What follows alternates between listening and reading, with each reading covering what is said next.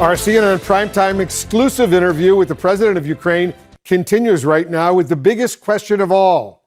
How does this war ever end? As you know, the United States has been warning China against providing lethal weapons to Russia. Have you been briefed, Mr. President, recently by U.S. officials on where this all stands? Do you expect China to take that step?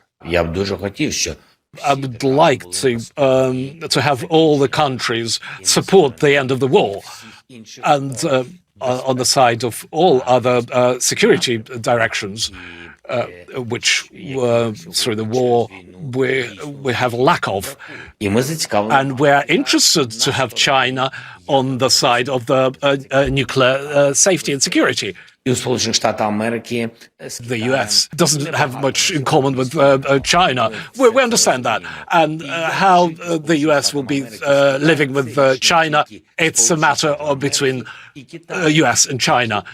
But when the war starts in the European continent, which is happening today in Ukraine, we have to be interested in limiting this war and ending this war. That's why this factor should unite us. Russia is an aggressor. Russia should not be on the sovereign Ukrainian territory. It should go away, not with the force, but to retreat itself, to respecting the international law. It shouldn't be occupying the nuclear power plants because it's a threat to the whole of the world. I'm talking about the Zaporizhia power plant. That's the risk, and we other countries should do this, all of them. Despite their geopolitical differences, we have to be interested in peace, from the sovereignty to territorial integrity to the end of this war. Under what conditions, Mr. President, would you be willing to speak directly with Vladimir Putin? I think that today we don't have any circumstances to talk to the Russian Federation president because he doesn't hold his word. We don't have any confidence in him. And he killed thousands of people. In order to discuss a diplomatic resolution of war as a whole and configuration of this diplomatic decision, not military, but diplomatic decision, in order to do that, Russia should leave our territory. And after that, we have to join the diplomatic tools in order to do that. We can find any format with our partners just after that. So what does the end game, Mr. President, look like? How do you define victory in this war? We will have our victory. I think that victory will end up with the understandable security decisions for many years to come. And I'm sure after this war, there will be more understandable situation in the European continent and more stable situation on the European continent. And Russia will not be able to threaten any other countries fighting for their freedom and independence. If Russia's troops will not leave Ukraine territory, it means a war will be raging in Ukraine, in Europe, on and on and on. And that's why at any point there will be another war which will lead to the Third World War, and we totally understand that. Number one issue, they have to leave Ukraine, either should be pushed out of Ukrainian territory or through the negotiations and agreements with other partners. They have to leave our territory, and then, only then, we can talk about diplomacy. Now, we have, how to say, if we will leave it, it will be just a calm before another storm. Do you believe, Mr. President, that Ukraine can win this war this year, 2023? Все тільки залежить від швидкості It all постачання depends on the speed of the supply of the material and military support. Only on that. The longer it will take, the less motivation fighters will be without any supplies of weaponry. That's why the motivation will wane, because if we not give people weapons, they cannot go into offense. And if you wait and wait, the victory will come later. But I'm not doubting this victory. It only depends on time. Joining me now, Hein Goemans is a war historian at the University of Rochester in New York. Professor Goemans, a very warm welcome. You study war and how wars end. As Ukraine marks this grim anniversary of Russia's full-scale war, what were you most struck by? And did you imagine it could go on for as long as it has? There's several things that were quite striking, but let me begin that I already predicted in early March last year that this war would go on for a long time, years indeed. This is the first anniversary, but probably not the last anniversary of ongoing conflict in Ukraine. Based on your field of study, war termination, how wars end, how do you see this war evolving? And crucially, what will it take to bring this war to an end? Well, if you permit me, I'll take a step back to give a kind of an overview of how I think about these issues. So very few wars end in total, utter defeat of one side or the other. Not the First World War, and this war is not going to end in the defeat of the Russians in Moscow, nor is it going to end in utter defeat of Ukrainian forces in Kiev. So it must end in some form of negotiated settlement. And the question you got to ask yourself then is, what does war do that makes what was a disagreement turn into agreement? And the answer is very straightforward and simple. War provides information. You learn things on the battlefield that you cannot learn in any other way. And we're still in the midst of this process of both sides trying to learn how strong the other is and how committed they are to fight for the long run. So Putin is trying to target the civilian population. A strategy that has been used in many other wars, always fails. Putin is trying to target the support for the Ukrainians in the West, and if that fails, of course, then the fighting becomes much too difficult for the Ukrainians. So he's trying to suss out how long the support is in order to find out more or less how the war is going to end. But there are a couple of problems in this case, which all say loud and clear that this war will go on for a long time. One. No deal is credible that the Russians can offer. And the irony of this case is that any deal that leaves Russia in some control of some territory in Ukraine will only be accepted by Ukraine if Ukraine gets guarantees for its future security. And the only group of countries that can do that is NATO, of course.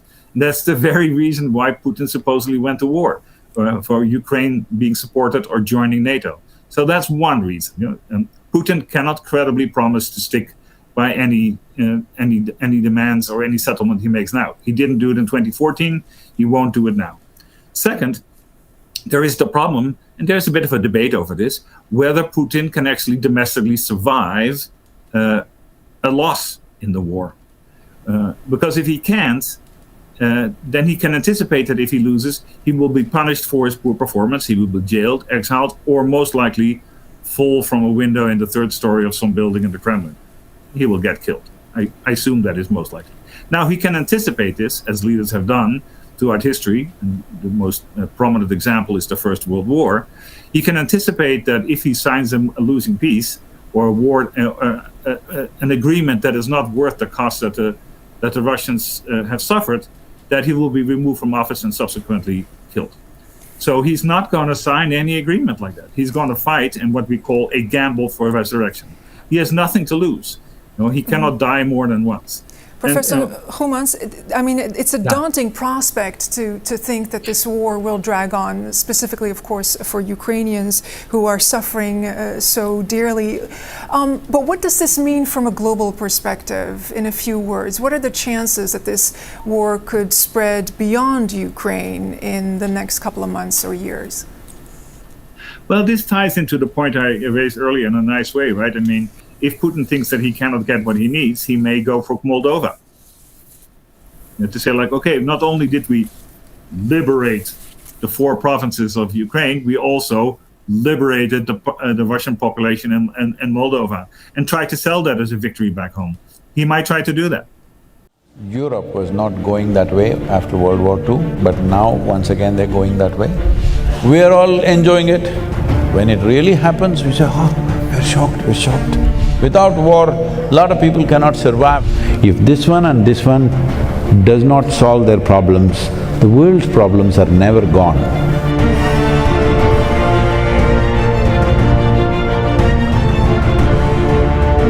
What I consider perhaps even symbolically, like a symbolic message that one of the most fertile, perhaps the most fertile soil on the earth is now in a country which is now in war, in Ukraine. What perhaps, what can we say about that? Or is it, based on my information, like the extremely fertile soil in Ukraine is up to 4 meters, the black soil, the most fertile soil on the earth. So how do we, what do we do? See, the thing is this, when nations across the world, almost without exception, fortunately, Europe was not going that way after World War II, but now once again they're going that way. Almost every nation has invested enormous amount of money in building and stockpiling arms, armaments, bombs, missiles, smart bombs.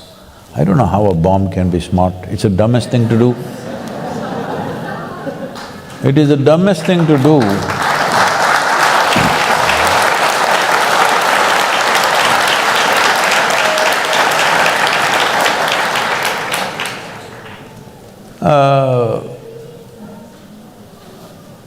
See, at least if I pick a fight with you with a sword or a stick or something, there is some crude animalistic pleasure attached to it. 1,000 people are sitting here, you just drop a bomb, all of them died. I don't know what is smart about that. I cannot understand this. But they are talking about smart bombs, where they're saying from 2 miles in the sky, they can drop the bomb into your house through the window. They're very proud of this. So this is not one nation, across the world, all right? So all of us as people, were we all thinking, all these bombs are being kept for entertainment, for display, or it's artwork, what did you think? One day it will be used. Yes or no? It has to be used somewhere. The question is on whom? The question is not whether it will be used or not. The question is just where and on whom, isn't it? So when it is piling up, we are all okay with it. In every movie, there is no movie without a bomb or at least a smashed face. We are all enjoying it. When it really happens, we say, oh, we're shocked, we're shocked. It doesn't work like that, life. This is why I'm telling you about the soil. Will you grieve after the disaster, or will you be that generation will turn the disaster around? This is all the choice we have, because this is our time on the planet. How we do our life is our life, isn't it? So, wars are almost inevitable because economies are built on war. Without war, a lot of people cannot survive. The largest industry on the planet is arms and armaments. How will you not use it? If I am making guns and bullets and I sell it to you and you don't shoot a single bullet, I'm disappointed with you. Hello? This happened, I was at the World Economic Forum. At that time, this Sudanese war was going on, terrible war over 2,600,000 people died, out of which 50% were children below 6 years of age. Can you beat it? 130,000 children die in one war. So, at that time, some, movie stars and others are going there and carrying one, an African child is always a trophy. You carry this child and take photo ops and all this is happening. And they showed a video where all these militants or soldiers or whatever you want to call them, they're just going in these pickup trucks, simply shooting at the sky, okay? I said, see, these guys, if I have a fight with you, at least I need to shoot you. If I'm shooting the sky, that means I have abundant supply of bullets, isn't it? Abundant supply. Otherwise I won't be shooting the clouds. If I'm fighting a war, when I shoot, I want somebody to die. Yes or no? Hello? Yes. I'm not going to shoot at the sky, but they're shooting at the sky with automatic weapons continuously. I said, see, somebody is supplying them plenty, all right? Otherwise nobody will shoot at the sky. I said, there are 62 industries in the world who manufacture that caliber of bullet. I will give you the addresses. Will you go and lock them up? No. You will go to the war zone and pick up a child and do drama. All you need to do is, if you take away the bullets, once that runs out, maybe they will hack each other, but you can't kill that many hacking, at least. If you can't transform the human being, at least you must defang him, isn't it? Hello? Defang? Yeah, defang means to take away his teeth at least. If transformation is possible, fantastic. If that is not possible, at least his empowerment you should bring it down, isn't it? So, we have no intent of stopping the war, let's be clear about that. When it happens to us or when it happens close to us, we will cry. When it's happening somewhere else, it's drama.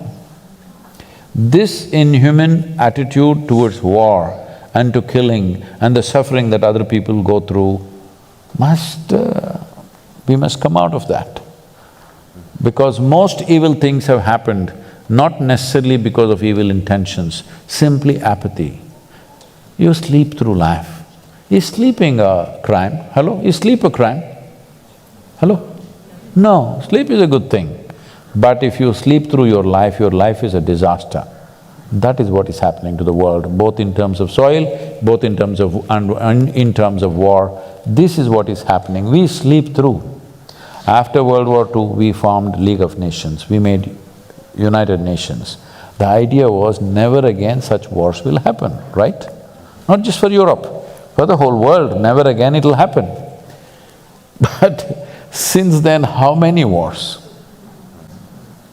Actually, if you look at it, there's not been a single day's break on this planet after World War II without at least a battle going on somewhere. So, we have issues, we have economic issues, we have property issues, we have issues, all right? This is the idea of setting up a United Nations, that we will fight with our words and solve our problems. We are not in such a la-la land that we don't have any issues, we have issues. We genuinely have issues, isn't it? That two sets of people believe this is it, that is it, there. But this is the idea of setting up a platform which would solve problems. What has happened? We have pushed it to the side and doing what we want to with each other. So, 20th century, 21st century when it began, everybody said, this is 21st century, this is the age of information, this is technology, this, that, no wars. Tell me how many wars in 21st century? How many nations have been destroyed in 21st century? Many. Too many. Too many for 22 years, isn't it? So how do we wake up? See, these are things that you can't turn around overnight, but first thing is, within your hearts, your anger and hatred must go. I must tell you this. I used to attend a lot of world peace conferences at one time. For about 2 years, 2.5 years, I attended a lot of international conferences. Then I saw, for a whole lot of people, this conference hopping itself is a profession, they're making a living out of it. I'm the only idiot sitting there thinking we are working for world peace.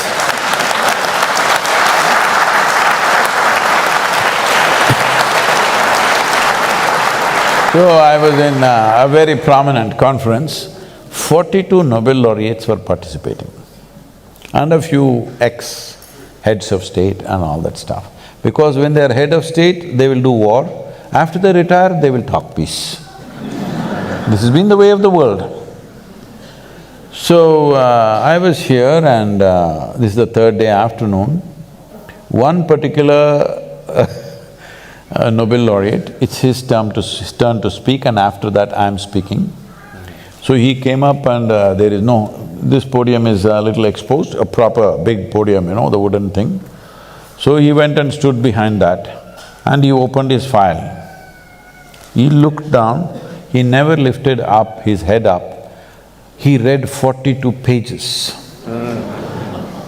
And I was sitting in the front row trying to grasp every word. I'm watching every page. 42 pages he flipped. Then I look around, the hall is absolutely peaceful. Because everybody, except the security and a few staff who are standing, everybody has fallen asleep. Then I thought, this is world peace for sure.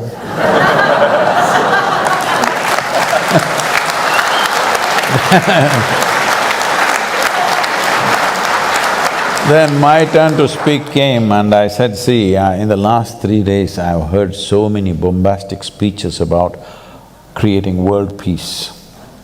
But I'm asking you sincerely, how many of you can place your hand on your heart and say, your mind is peaceful? Because if your mind is not peaceful, if you can't make your mind peaceful, making the damn world peaceful is out of question. Because what you are seeing in the world is a larger manifestation of what's happening in human minds, isn't it? If there are no human beings on this planet, world is peaceful, isn't it?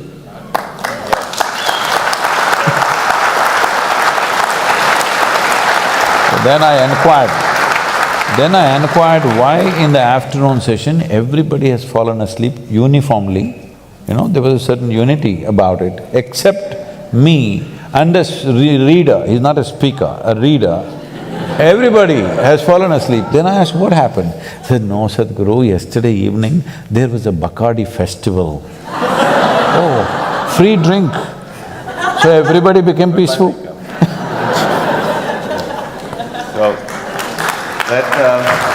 That was the last World Peace Conference I went to. So let us make the wish to make our minds peaceful globally, and I think Olga wants to… No, this is the whole thing. We can't make everybody's mind peaceful. You can make yours peaceful, I can make mine peaceful, she can make hers peaceful, this is the only way it works. This is the problem. We talk about a world, we talk about a society, we talk about a humanity. No, all these are just vocabulary. There are only human beings.